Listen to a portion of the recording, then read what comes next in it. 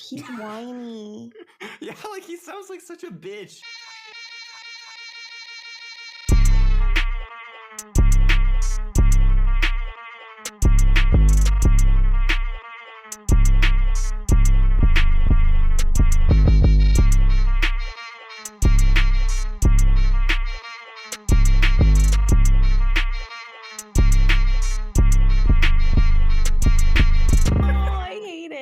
I went full soy jack. I got like the maxed out S24 Ultra with the fucking stylus. And little side note here. I know I'm not sponsored by Samsung. I know it may be surprising that a podcast of this caliber has eluded sponsorship by a media and technology giant like Samsung for so long. The biggest company. It hasn't happened, believe it or not. However, the fucking stylus in the phone, dude, it sends so goddamn hard. And every time I like tell it to anyone. You have a stylus? Yeah, dude. Fuck it here. I gotta take this thing up. Let me see. You know, this Virgin Lucas podcast is very pro Android. I don't care what anyone says. We are Android maxis. Oh, hell yeah, you do have a stylus. That's sick. Oh, okay, so here's the thing, man. Somehow, despite the fact that this bitch has a stylus inside of it, it also has like the biggest battery of like any Android smartphone right now. And the thing lasts like 2 days. Like I don't even charge it when I sleep anymore. I just sometimes... I don't charge my phone when I sleep. I sometimes charge it when it's at my desk. But it lasts so fucking long. And the stylus does not just act as a stylus. It acts as a remote because it has some sort of freaky Bluetooth shit in it. And there's a coil in there that does cordless charging to charge the stylus while it's in the phone. It has a little capacitor, right? So you can use it as a remote to take pictures. You can also do like gestures and like program it so that the buttons go like forward or back on your phone. The main thing that I use that for is just as like, I have a fucking tripod now, right? Like I can just take pictures or video wherever. That's kind of fun. But everybody always shits on the stylus, and the people who shit on the stylus, you're all internet freaks. You're all internet, and it's like you're the people who most need the stylus, right? Because what I use the stylus for, which is the first, what do you even use the stylus? Think about how many fucking screenshots you take of messages a day, right? And you have to go and you have to see your little finger and try and zoom in and blur out people's names or like the dates or shit like that. It sucks, dude, unless you have a stylus, unless you got a fucking stylus. It literally saves me like 8 hours a day, man. 8 hours, no lie, 8 hours. That's a good point. That's a very good point. Yeah, it makes like redacting stuff. It's just such an easy little thing there. And it seems like it wouldn't be that big of a deal, but like if you go through your screenshots folder and there's anything more than like 3 a day, you don't understand what you're missing out on, man. And not only like editing but like pulling the screenshot around, setting the corners of the screenshot perfectly, making it even and beautiful so that when you post it later, the upside and the bottom side, they have the same margins. It doesn't piss you off visually. Like you really don't understand what you're missing out on if you don't have one of these styluses. And beyond the stylus, do you know what the S24 did finally? We don't have these gay curved sides of the screen like all of the previous. I have a curved side of the screen. It sucks. It sucks. It makes no sense. I don't know whose fucking idea that was. It looks cool when the phone is sitting there and it's off. I guarantee you it was done entirely for design purposes. Like it looks way cooler when the phone is sitting there in no case, with no screen protector on, and the phone is off. And you're like, wow, it's gorgeous. And then you turn it on and you realize like, wait, this sucks because it like warps the edges in terms of like, the visual. There's like a warp to it because the screen is physically bending and you can't have like a bent piece of glass that transmits light the same exact as a flat one. So it looks weird on the edges. You always catch it with your finger. You're like trying to, you're not trying to touch the screen, but you're touching the screen because the screen is the side of the phone because they bent the fucking phone.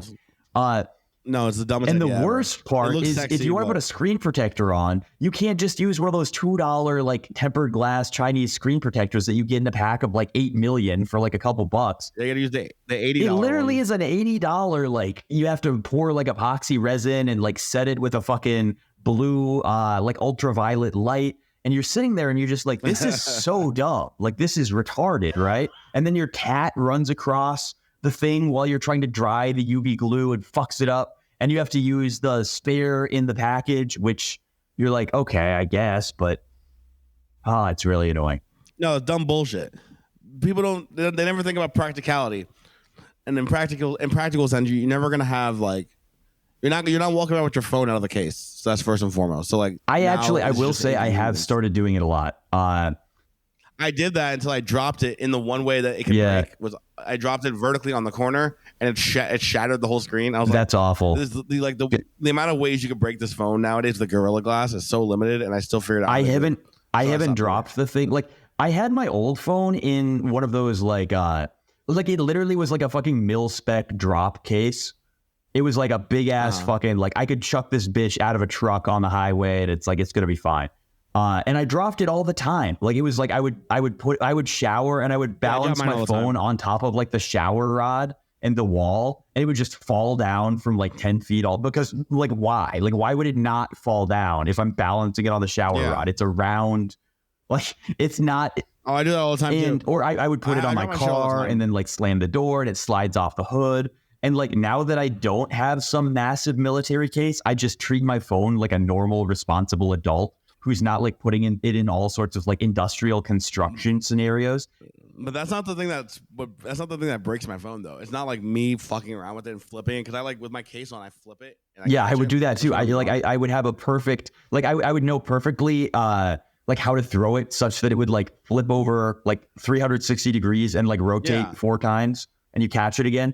But the thing is, the way I broke my phone was not doing that. It's never doing the fucking tricks. It fell out of my pocket and just landed on the concrete. No, that's awful. Like, sweatpants? It's always like just no, not sweatpants. Just like they're like like khaki, not khaki, like chino shorts type of thing. They just like fell out when I was getting out of a car and just like the right. Dude, this is the problem with the fucking Zoomers, bro. Is they have so much feminine energy that these pants they're buying and wearing and shit, they have girl pockets. So we can't even fit our fucking 8-inch phones in them anymore. This shit's cracked.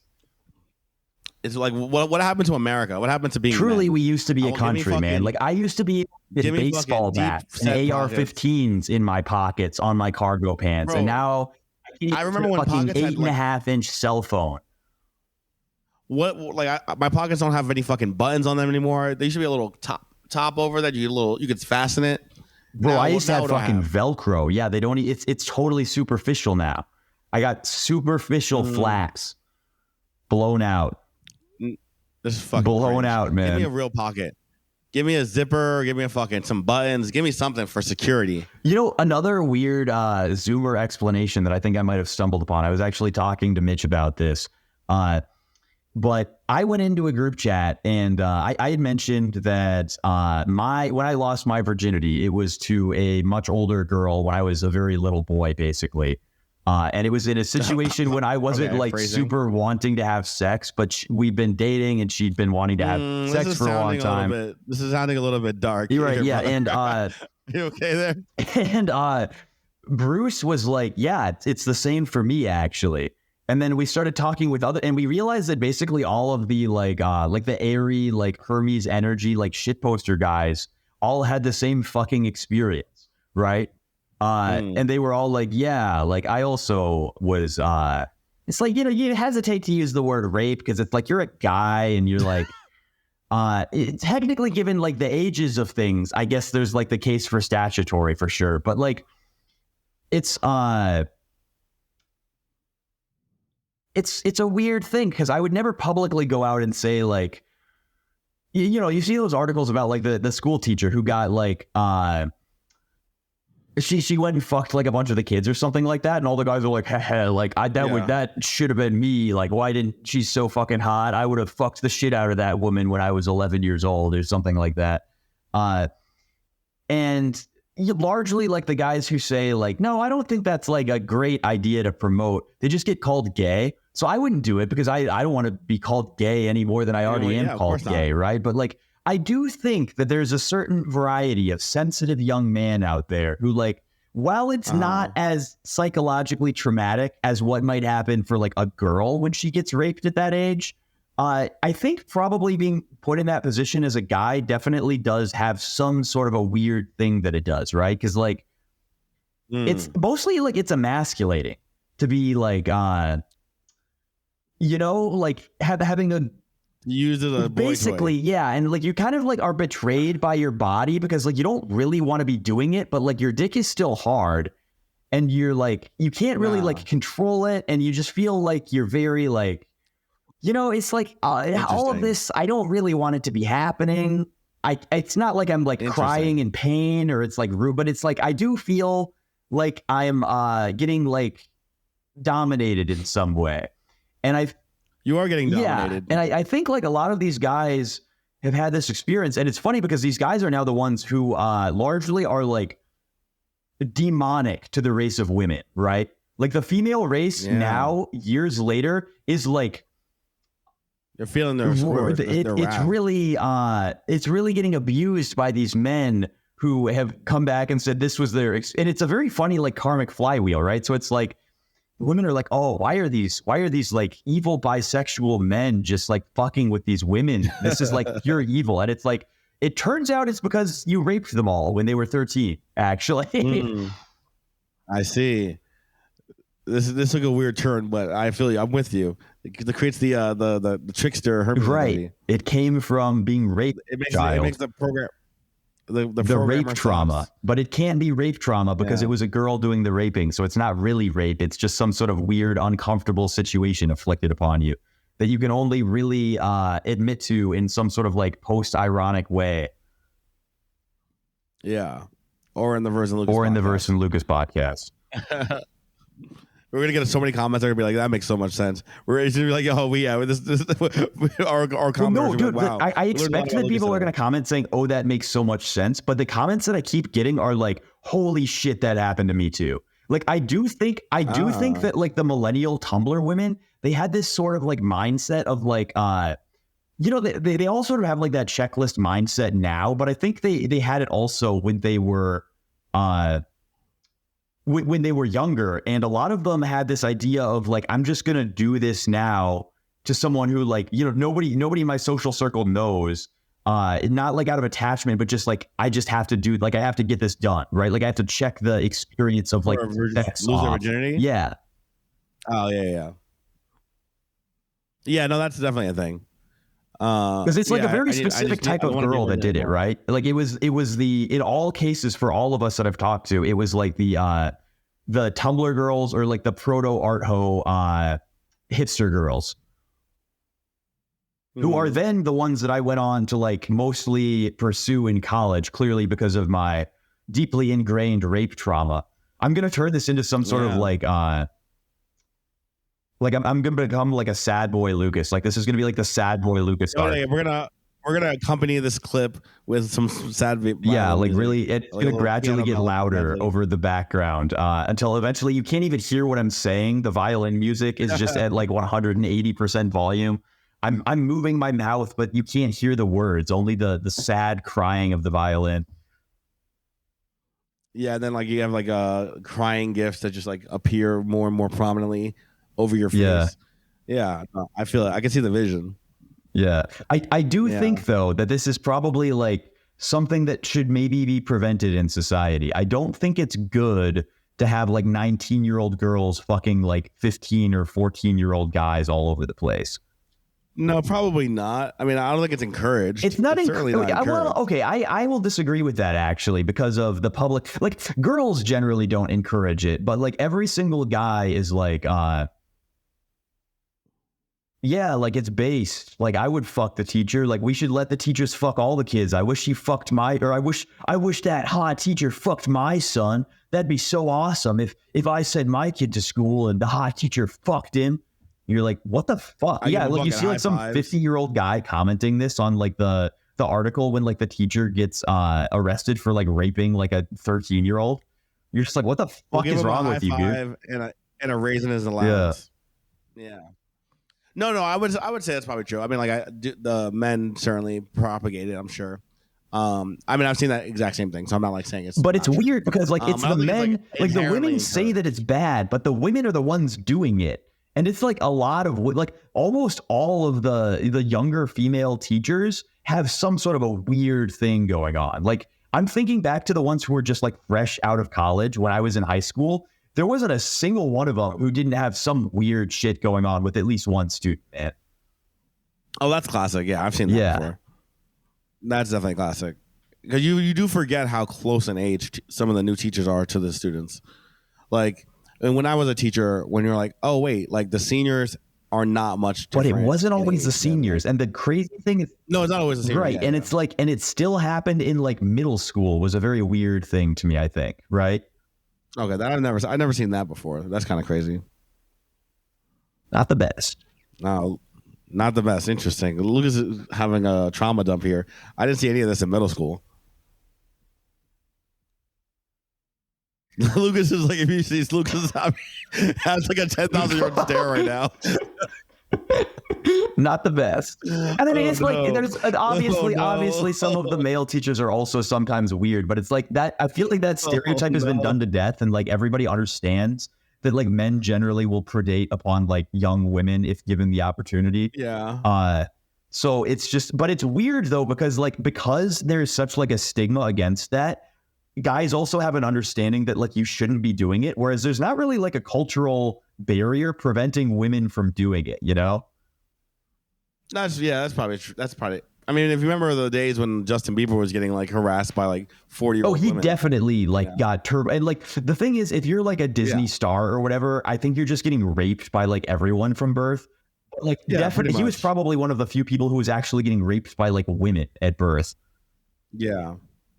No, he got it bad. I always felt like this is kind of weird how like just like grown ass women would be like fawning over him. I always thought that was strange. Very bizarre. Yeah, and you couldn't even really comment on it for a long time because someone would like you're like jealous, and it's like, well, like probably on some level, right? Like that is probably true, but it is also it does also deserve to be noted that it is fucking weird that there's a 48-year-old woman who's talking about how she wants to fuck this like guy who's mostly popular because he looks like he's 11, right? Like, yeah, but like he was like literally like 15 when he started getting famous. Like it's not like he was like 19 and looked younger. It was like he was like actually right. And I guess the big distinguishing factor here is it's like the age itself doesn't matter as much as like I'm gonna go and I'm gonna fully reverse feminist libtard rhetoric here. But I'm going to say, like, the dude was prepubescent, right? Like, he could have been 22 years old. But the fact is, like, he was built like a 7-year-old,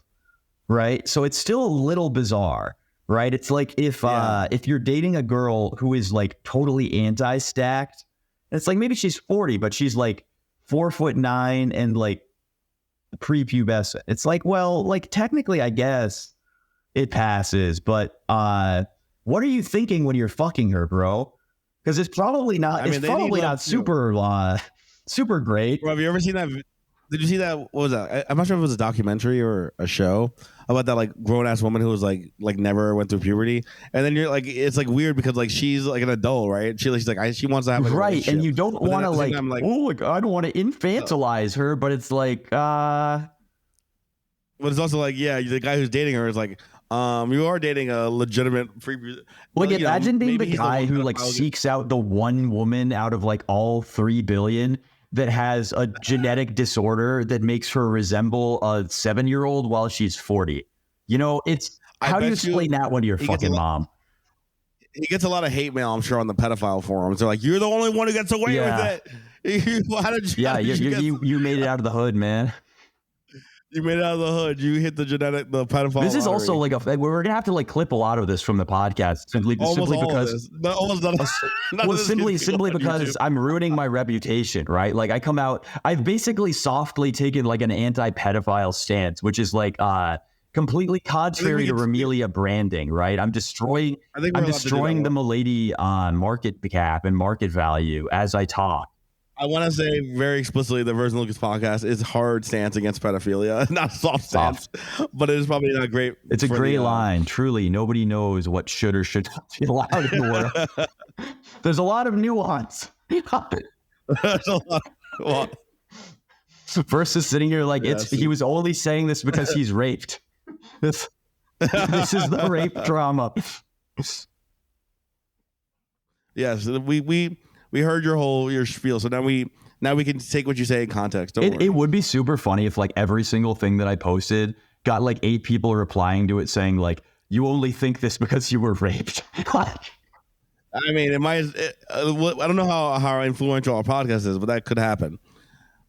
It's quite possible. I think it would be like an accurate response to almost all post ironic like Zoomer humor, you know? Yeah. Like just you only think this because you were raped. Also, like it's also funny. Like, oh, why do all the Zoomers have fucking mommy issues? Because you raped them.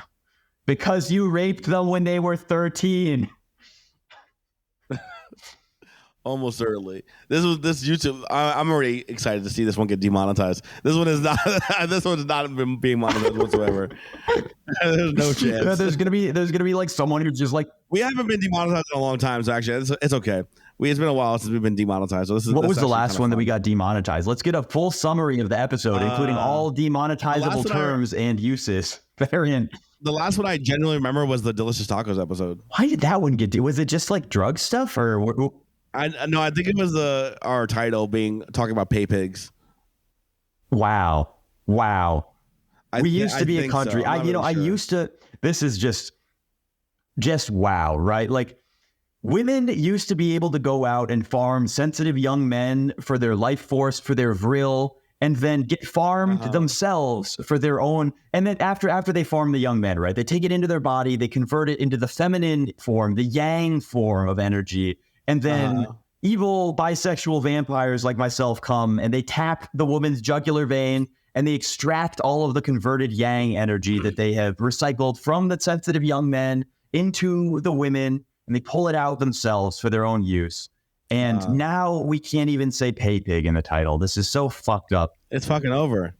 No, we used to be a country for real. No, the America is going down the I used toilet. to be able to act as an online OnlyFans psychologically vampiristic pimp, and now I can't even tell people about it in the title of my videos describing the actions of myself. Listen, we're on the fridge. We're tackling the topics that that YouTube doesn't want to be tackled.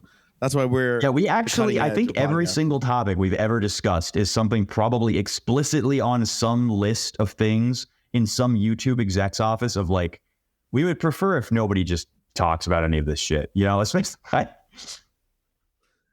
But how else are we going to cultivate our undying audience, our loyal audience? We simply refuse to stop telling the truth, regardless of the oppression by the vicious YouTube execs, who we would like to thank in this moment for allowing us to persist on their platform, despite probably breaking many of their rules on a daily basis. Fortunately, I believe Spotify doesn't give a shit, so all the other ones don't. Yeah, that's fair, actually. We're uniquely blowing up on Spotify. A Spotify sensation, metrics that will truly baffle your mind. Yes. Hear. I'm trying to think if there's anything else specifically alpha-wise that I was supposed to share on the podcast. Crooks' new thing, open season. He gave us a bunch of merch. Dude, I was in a call with Mitch, and he was talking about crypto video games that he hates, and just completely unprompted, he goes off on like a 30-minute tangent about how much he hates Crooks' game, like without knowing what it's called. Oh, no. I'm just sitting there like, oh no, no, he gave us so much merch. No, but they're about to do something. There's like I think he said something about a coin too. I don't know. I don't remember the message, but he just wants to let people know that it's something about to launch. I can actually look at that's based. And this was in exchange for free merch, which I think is very reasonable. I think there's a very interesting NFT project on Ordinals project about to launch, featuring some famous ancient East European aesthetics. I don't know how much I can say about it now, but it will either send or go straight to zero. One of the two, for sure. Definitely. Love both of them. I mean, listen, 50-50. Not to mention our intern's new game on base. Which we have been actually forbidden from shilling in any sense other than saying it is a social-fi nationalist gambling something or other. But like, here's the thing. I am actually, and he like, this a little bit to my irritation. He appears to not be doing any sort of like seed funding or anything like that. So I was unable to use my connections to him to buy early and get huge portions of the supply, which sucks, right? I thought finally being a air quotes influencer would have some sort of a benefit, but it appears it's just gay all the way up. But anyway, he said we could get 1%. He said I can have 1% of something or whatever. But like, and I was like, oh, well, but it's like 1% of like 1% of like 1/10 of a percent. Yeah. Because you're not you're getting like 1% of the part of a vault, which they're going to be like a so for everyone wondering, Verse is not getting 1% of the fucking supply. He's getting I wish. Yeah. I'm mostly saying that because I don't want to fucking worry everyone. No, I'm getting like a fraction of a fraction. It's just part of the game. Yeah. But we can't say anymore. We will reveal more. I can say more. I'm not going to say more about the game. I'm going to say this is one of the few things I'm actually going to invest a decent chunk of my own money into, despite it not being Bitcoin, Solana, or Ethereum, simply because this kid has not fucking missed for me. Like every single thing that he's ever said, like this isn't like, like most of the things but like literally every single piece of advice involving finances that he has ever given to me has been at least a 5x, which is like, that's a fucking insane hit rate. Like that's just, he's been hitting. Huh?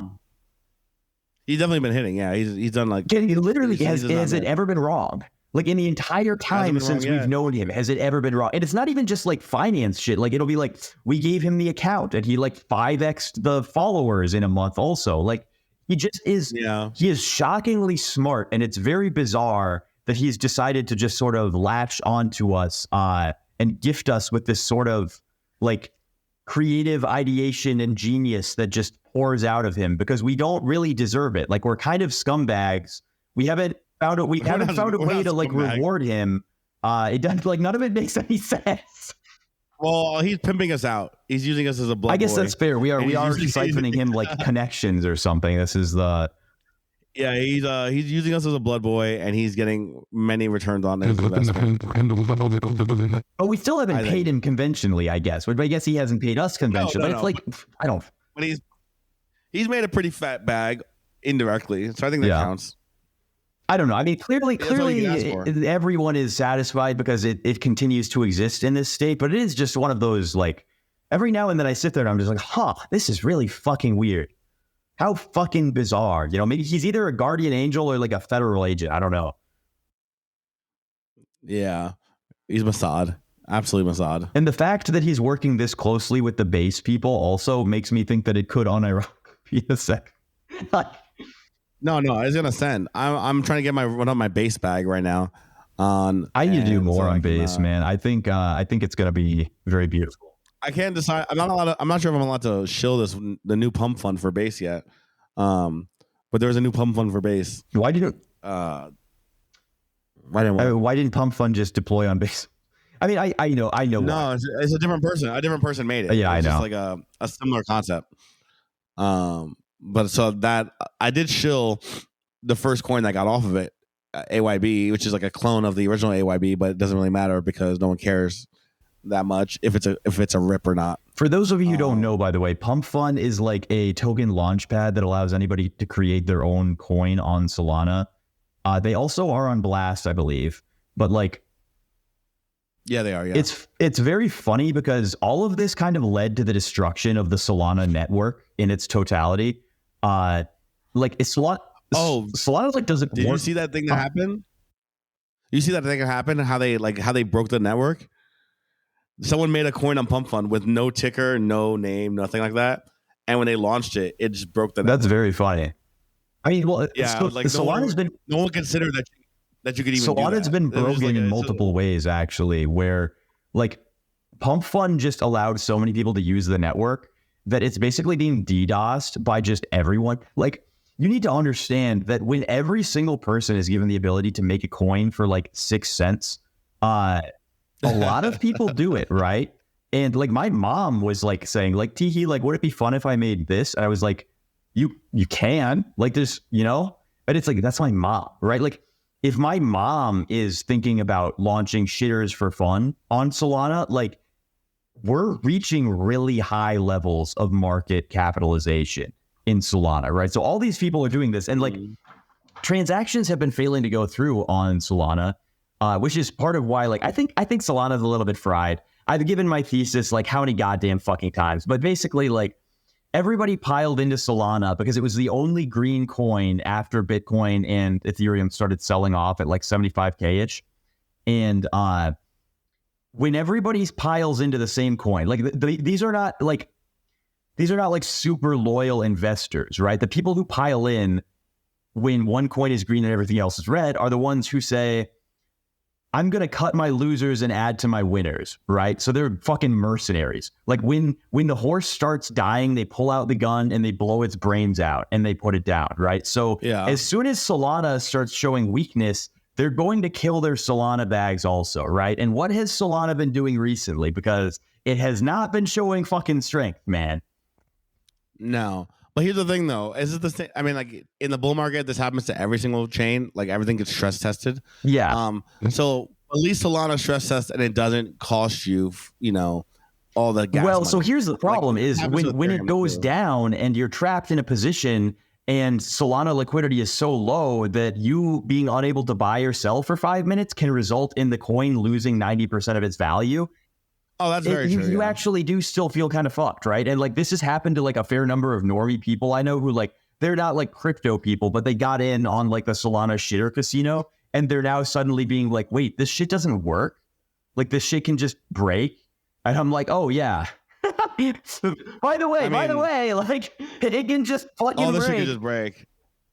Yeah, but here's the thing though. There's no like. Even though they like improved the network, there was no improving for the like they never anticipate the scale of growth each bull market. It's like almost impossible. Yeah, you can't do anything about it, and you also don't know at some point how people are gonna like stress it, right? Or like what parts are gonna be the bottleneck. Like that, I imagine no one considered that the stressor is that people are gonna launch thousands of tokens. Yeah, like they didn't expect it was gonna be pump fun DDoSing them with like what is technically legitimate activity. Yeah. The other really bad thing, though, I will say about like, you know, everybody makes the commentary about, oh yeah, like Ethereum is bad and gay because it costs so much money and takes so much time to do everything, right? And then there are the people who say, oh, it's good that it takes this much time because it locks people into the positions. I generally think that that's a shitty argument, but what I don't think is a super shitty argument is that Solana lowering the barrier to entry to making shitcoins to the extent that they have,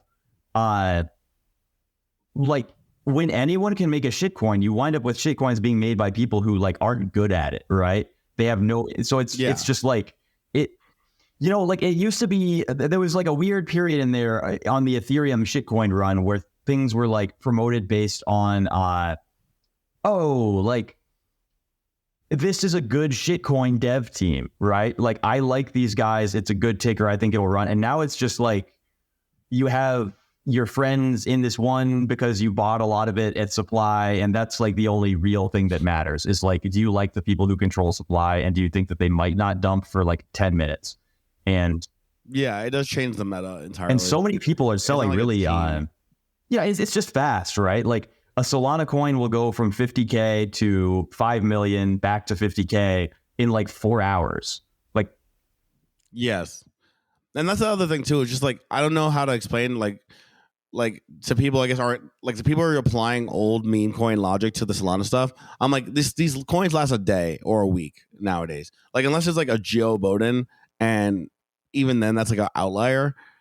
Like, I don't know, like what you want from me. Like, I can't, like people are like, oh, when are you gonna pump sniff coin? I'm like, I can't because it's played out its cycle, right? Like, well, you can pump it again, but it's like you're not like in control of like the big one, right? Yeah, I'm also not in control of supply either. But it's just like, I don't know what you guys like imagine the entirety of like a ETH meme coin cycle compressed to one day. That's what you're dealing with. Like, you're not dealing with like, it's because of just the volume of coins being made. It's just like the opportunity cost on Solana is so high every day. Like, you go and you look at Dex Screener and you look at new coins, and if I leave that bitch for like 2 hours, I come back and it's totally new names. Like, I literally feel literally feel like an old man grandpa if I step away from my computer for 2 hours, all of the coin names are different. I don't recognize a single one of the trending tokens on DEX, Creed, or Solana. All the coins are different. The entire meta's shifted to a new topic. Yeah, like they've gone from like racist coins to like anti-Semitic coins to like misogynist coins to like now they're doing like weird like pro-animal coins or like they were doing Pokemon the other day. Like it's just like it's like a 24-hour cycle of shitters. You know, it's just like I don't know. It's just kind of what it is. Now there are. I mean, obviously, some coins can sustain like your whiff or something, but that's only because it's like legacy almost at this point. It's like the blue chip of the shit coins, right? And it's weird because those ones are actually usually better to ship your Solana into than Solana itself. Like I would at this point feel safer holding whiff than I would holding Solana. I keep whiff as like a bank account. Yeah, like it's my savings account coin, and Bowden is like whiff beta at this point.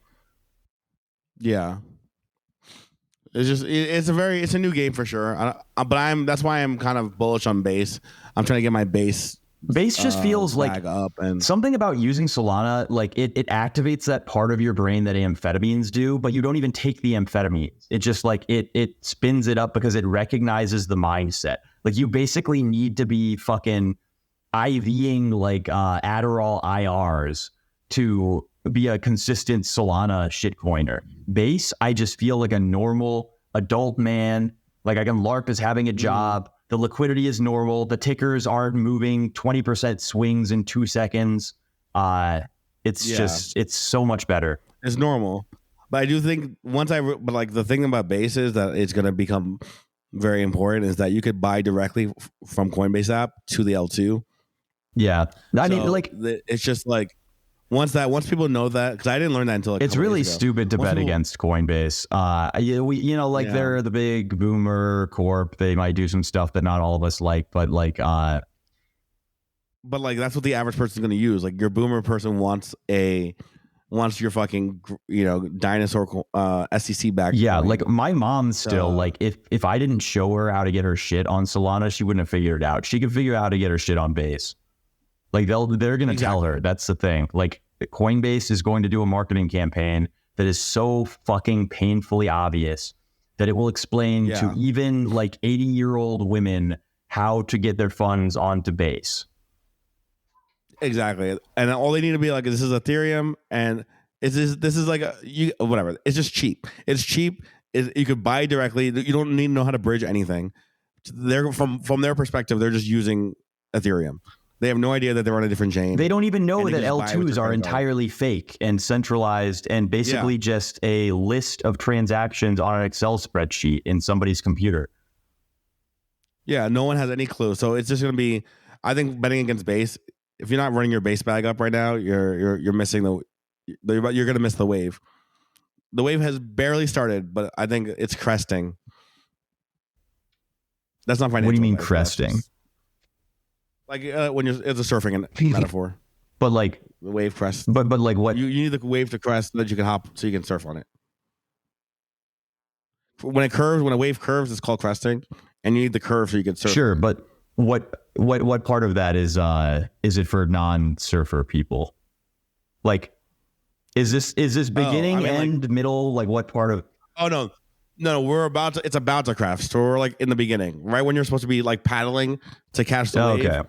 Yeah, because I mean, everyone's been telling me to get on Base for a long time, and like I'm now at the point where I've been on there for a few weeks, and like for me, that's being fucking early because I am not Mr. Fast Mover guy, right? Like I will basically never catch anything early. There's not that much on there right now. I mean, like there's Keyboard Cat or whatever. There's not that many like it doesn't have a very pop-in community. Like when I try to shill base coins, no one cares in the group. Do you want to know my secret piece of Base alpha that I'm going to share with you and our followers who like I shouldn't be fucking telling people this because this actually will dilute my ass out, but I'm going to do it just because I love you guys. My strategy, I've been finding that a lot of these Base shitcoins have, I'm not going to say faked daily volume, but there's somebody who's using them and they're washing the daily volume because they've realized that daily volume is the indicator that everybody uses to check for coins to trade. So the volume isn't, it's not organic from people. but they're guaranteeing a minimum baseline of daily volume, right? So I'm LPing in those coins because these people have Nice. because they're basically saying we're willing to run more volume through this bitch than the market cap is even, right? So, and if they're doing that every day and I'm the LP, I'm just skimming fees off their ass every time. And people don't usually LP shit coins because it's a very bad risk reward if you get if something goes up a million X. Yeah, you're getting wrecked with impermanent loss. Yeah, it's not the best. No, but if you're catching fees on wash trading, that's great. Yes.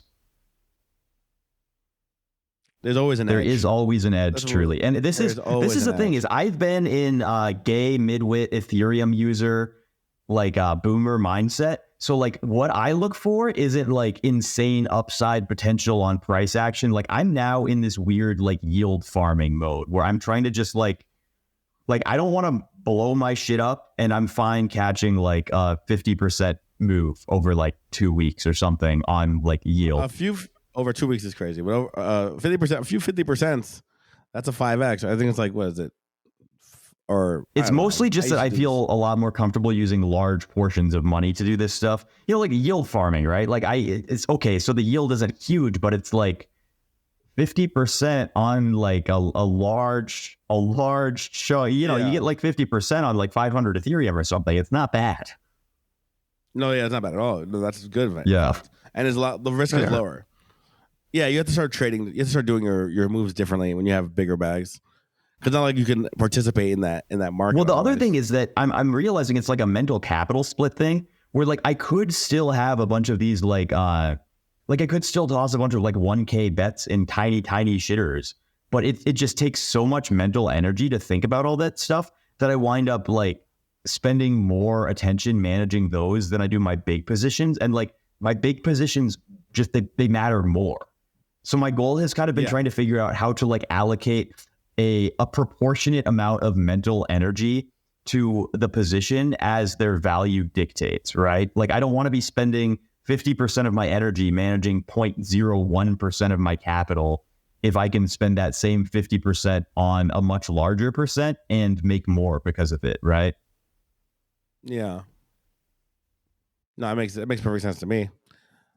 And it's easier to scale out too because you want and the nice thing is that you just get the yield, right? Like you can just Oh no, that's what I was saying. So like I was telling people who have like big bags of shitcoins, like, you should probably try, especially when the coin's going up, you should probably be in the LP because then you got to scale out because the impermanent loss is in your favor because you're trying to scale out without nuking the chart. Yeah, this is another thing. I was telling you guys this actually in the podcast chat, but if you're holding like a big dev wallet or something, the way to play it is usually, and of course I've never done this, and I who knows this isn't advice from my own personal perspective. This is just things that I've noticed from observing others, but you probably want to LP that shit so that, because the LPing is effectively selling. You don't realize it, but if you think about what you're doing, it's like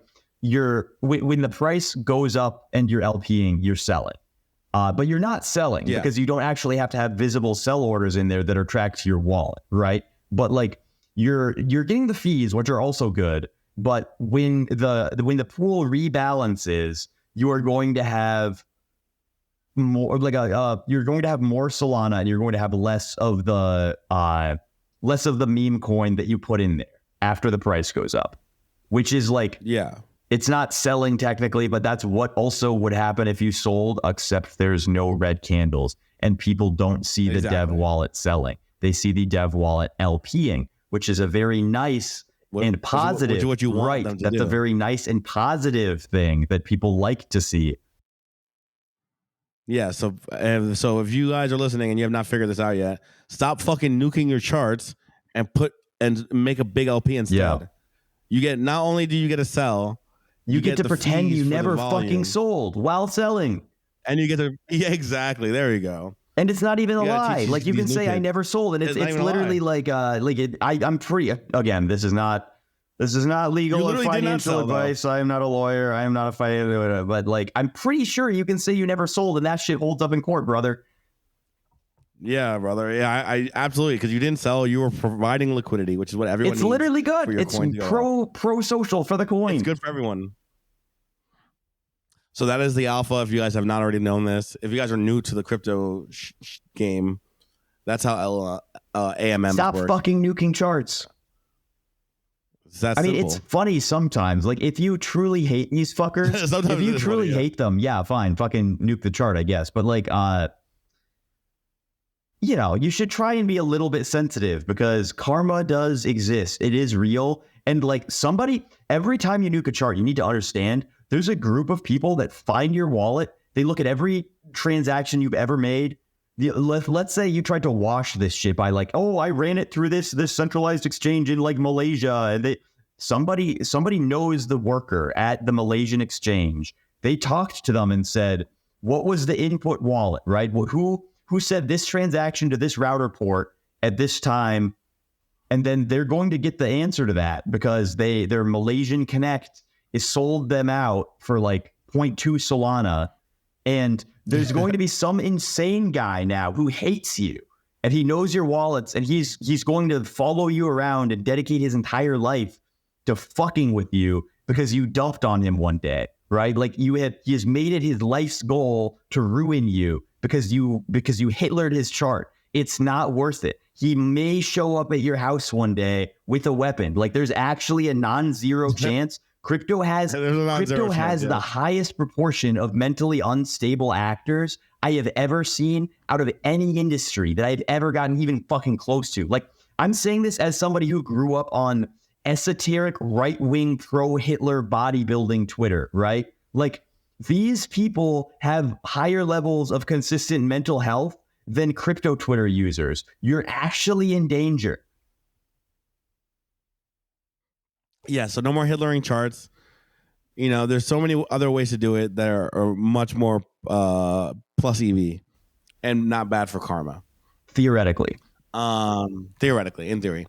My brain is turning to mush because I'm still kind of sick. Classic. You think we have enough? Yeah, we got like an hour and 45-ish minutes. We'll probably have to... I do want to record more, though. Not today, but like just in... Yeah, we just have to do more recording. We can just... you know, we'll record every fucking day for the next 2 months or something. I think after this, I'm going to be calling Chloe because I got to prep her for the Suzu podcast.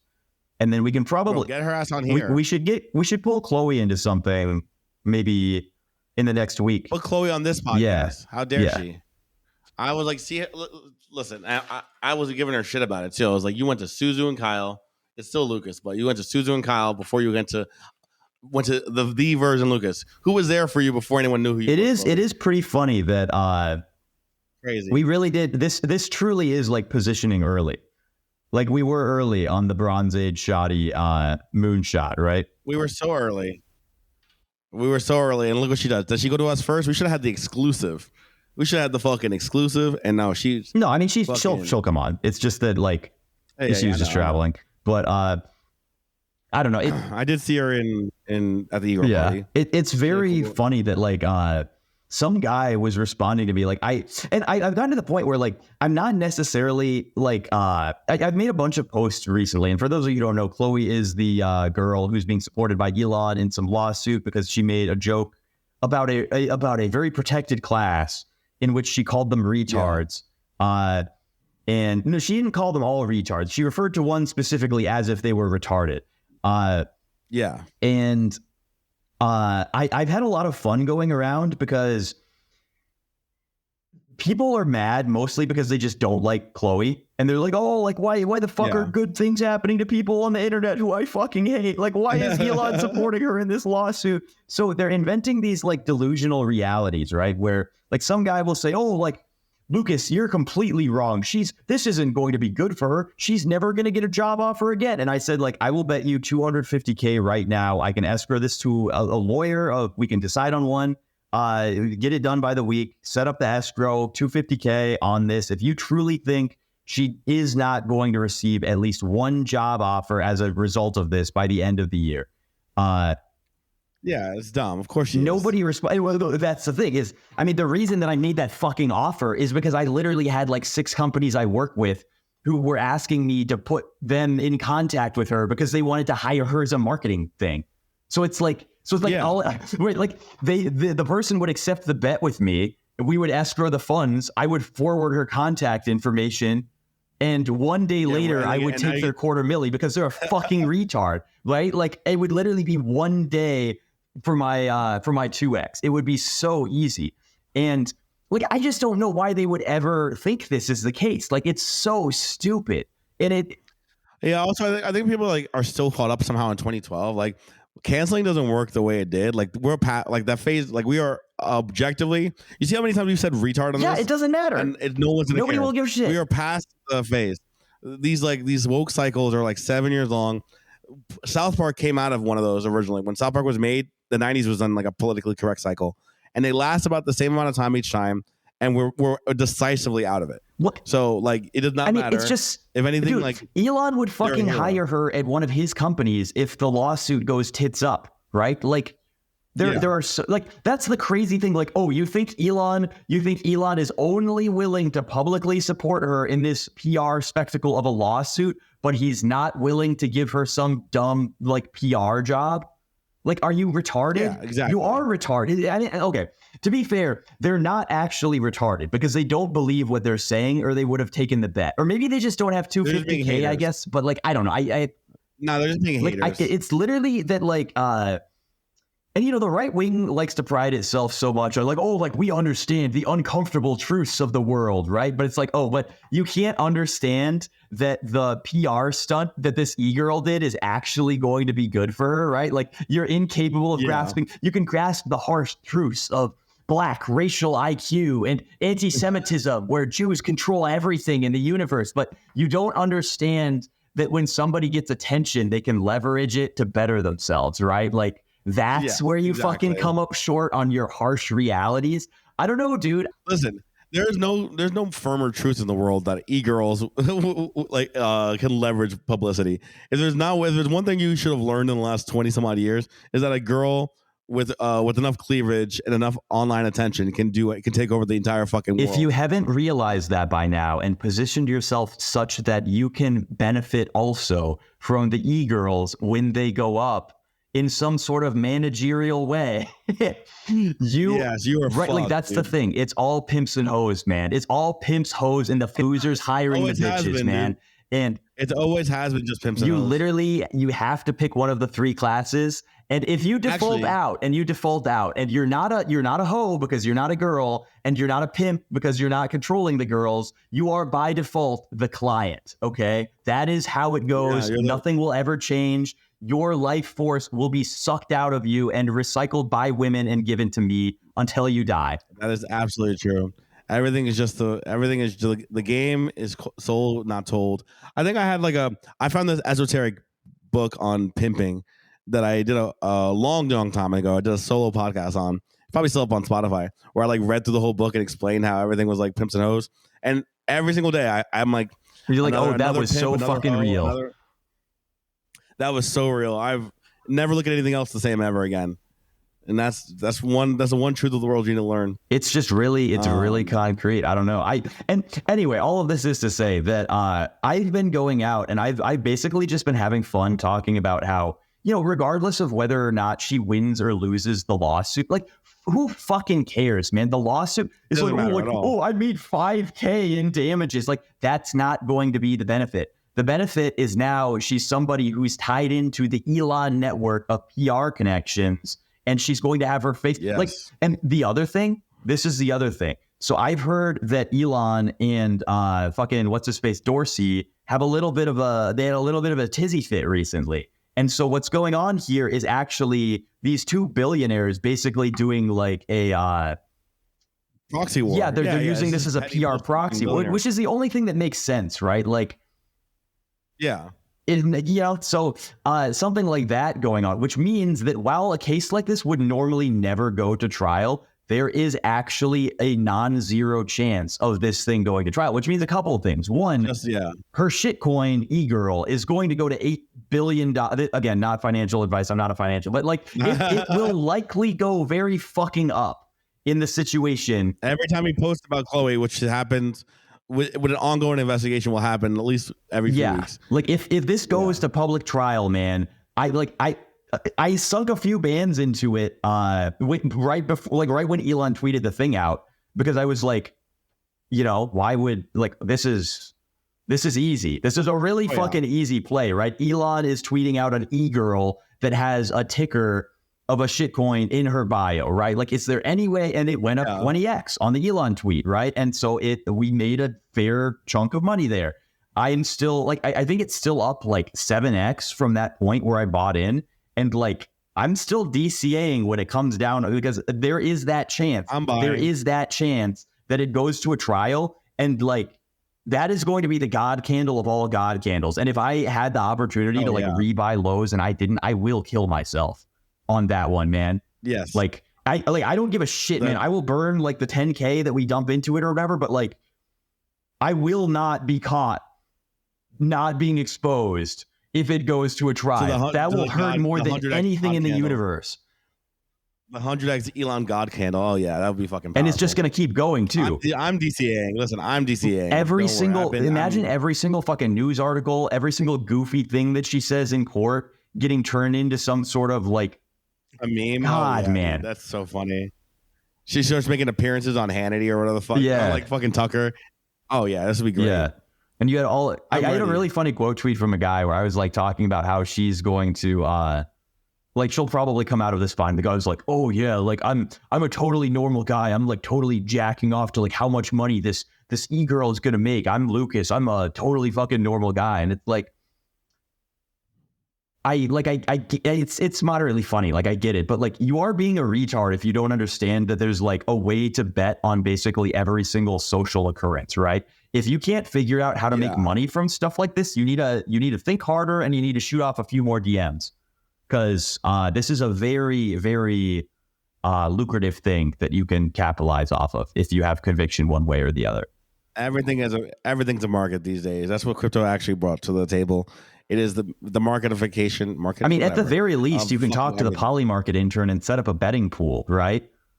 Sure. Like that, and he will, like, again, Polymarket intern, great guy. What they are effectively is a protocol that allows you to set up betting pools on anything that can be like publicly verified, right? So like if you think that one political party is going to win the election in Europe in like 3 months versus the next one, you can go and you can bet on that. And all they have to do is seed liquidity.